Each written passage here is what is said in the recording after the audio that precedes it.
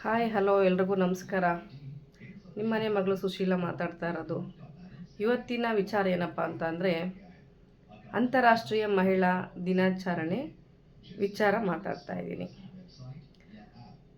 ಅಂತಾರಾಷ್ಟ್ರೀಯ ಮಹಿಳಾ ದಿನಾಚರಣೆ ಅಂದರೆ ನಮಗೆ ಕೊಟ್ಟಿರುವಂತಹ ಒಂದೇ ಒಂದು ಕೊಡುಗೆ ಅಂದರೆ ಮಹಿಳೆಯರಿಗೋಸ್ಕರ ಒಂದು ದಿನ ಮೀಸಲಾಕೊಟ್ಟಿದ್ದಾರೆ.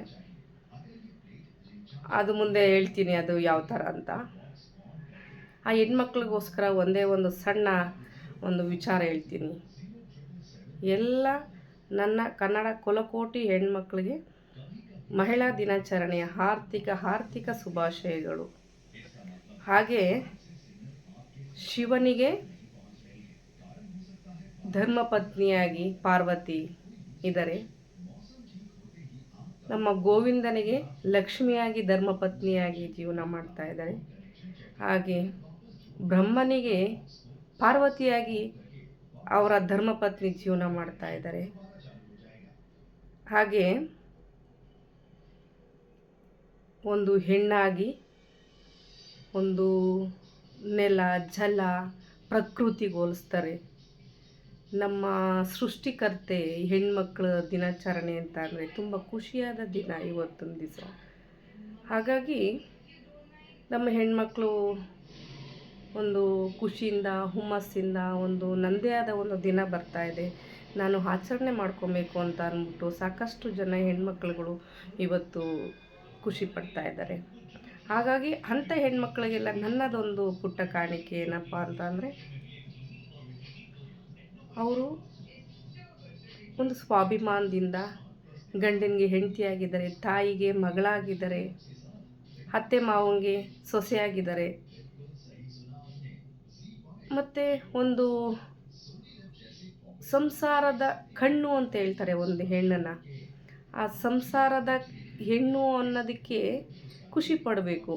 ಯಾಕಪ್ಪ ಅಂತ ಅಂದರೆ ಇವತ್ತು ಗಂಡಸು ಆಚೆಲೋಗಿ ದುಡ್ಕೊಂಬರ್ತಾರೆ, ಹೆಣ್ಣು ಮನೇಲಿ ಇದ್ಕೊಂಡು ಇಷ್ಟು ಜವಾಬ್ದಾರಿಯಾಗಿ ಆ ಮನೆನ ನಿಭಾಯಿಸ್ಕೊಂಡು ಗಂಡನ್ನು ನೋಡಬೇಕು, ಮಕ್ಕಳು ನೋಡಬೇಕು, ಅತ್ತೆ ಮಾವರು ನೋಡಬೇಕು, ಬಂಧು ಬಳಗನ್ನ ಪ್ರೀತಿ ಮಾಡಬೇಕು.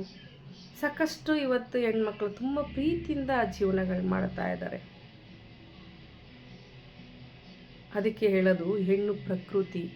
ಆ ಪ್ರಕೃತಿ ಅಂದರೆ ಸೃಷ್ಟಿಕರ್ತ ಬ್ರಹ್ಮನಿಗೆ ಆಗಲಿಲ್ವಂತೆ ಆ ಹೆಣ್ಣ ಹೋಲಿಕೆ ಮಾಡೋಕ್ಕೆ. ಹಾಗಾಗಿ ಹೆಣ್ಮಕ್ಳ ದಿನಾಚರಣೆಯ ಹಾರ್ದಿಕ ಶುಭಾಶಯಗಳು. ಎಲ್ರಿಗೂ ಒಳ್ಳೆಯದಾಗಲಿ. ಮತ್ತು ನನ್ನದೊಂದು ಒಂದೇ ಒಂದು ಮನವಿ, ಯಾವುದೇ ಸರ್ಕಾರ ಬರಲಿ, ನಾನು ಸರ್ಕಾರದ ವಿರುದ್ಧ ಮಾತಾಡ್ತಾ ಇಲ್ಲ. ಇವತ್ತು 35% ಅಂತ ಹೇಳ್ತಾರೆ, 50%ಗೆ ತರಬೇಕು ನೀವು. ಯಾಕೆಂದರೆ ಇಷ್ಟೆಲ್ಲ ಜವಾಬ್ದಾರಿ ಹೊತ್ತು ಒಂದು ಹೆಣ್ಮಕ್ಳು ಅವರು ಹೋರಾಟವನ್ನು ಮಾಡಿ ಅವರ ಸಾಧನೆಗಳನ್ನ ತೋರಿಸ್ಕೊಳ್ಳಿಕ್ಕೆ ನೀವು ಇನ್ನೂ ಉನ್ನತ ಒಂದು ಸ್ಥಾನಮಾನಗಳನ್ನ ಅವ್ರಿಗೆ ಕೊಡಬೇಕು, ಒಂದು ಗೌರವ ಕೊಡಬೇಕು. ಎಲ್ಲೋದ್ರೂ ಅತ್ಯಾಚಾರ ಮತ್ತು ಹಿಂಸೆ ಕೊಲೆಗಳಾಗ್ತಾ ಇದೆ. ಮತ್ತು ಅವರ ಅಷ್ಟು ಹೀನಾಯ ಸ್ಥಿತಿಲಿ ಹೆಣ್ಮಕ್ಳು ಜೀವನ ಮಾಡ್ತಾ ಇದ್ದಾರೆ.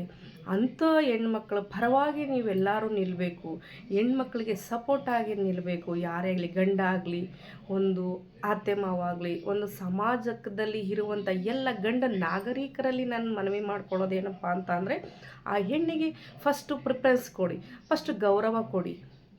ಆಗ ನೋಡಿ ನಮ್ಮ ಸಂಸ್ಕೃತಿ, ನಮ್ಮ ಸಮಾಜ, ನಮ್ಮ ಒಂದು ಯಾವ ಥರ ನಡ್ಕೊಂಡು ಹೋಗುತ್ತೆ ಅಂತ ಅಂದ್ಬಿಟ್ಟು ನೀವು ಯೋಚನೆ ಮಾಡಿ ಬಂಧುಗಳೇ. ಈ ಮನೆ ನಡೆಸೋಂಥ ಜವಾಬ್ದಾರಿ ಅವಳು ಹೊತ್ತಿದ್ದಾಳೆ ಅಂತ ಅಂದಮೇಲೆ ಸರ್ಕಾರ ನಡೆಸೋಂಥ ಕೆಪಾಸಿಟಿನೂ ಕೂಡ ಆ ಹೆಣ್ಣಲ್ಲಿದೆ. ಅದಕ್ಕೋಸ್ಕರ ಹೆಣ್ಣಿಗೆ ಫಸ್ಟು ಸ್ಥಾನ ಕೊಡಿ. ಎಲ್ರಿಗೂ ಮಹಿಳಾ ದಿನಾಚರಣೆಯ ಹಬ್ಬದ ಆರ್ಥಿಕ ಶುಭಾಶಯಗಳು ಗೆಳತಿಯರೇ. ನಮಸ್ಕಾರ. ನಿಮ್ಮನೆ ಮಗಳು ಸುಶೀಲ. ಒಳ್ಳೆಯದಾಗಲಿ ಎಲ್ಲರಿಗೂ.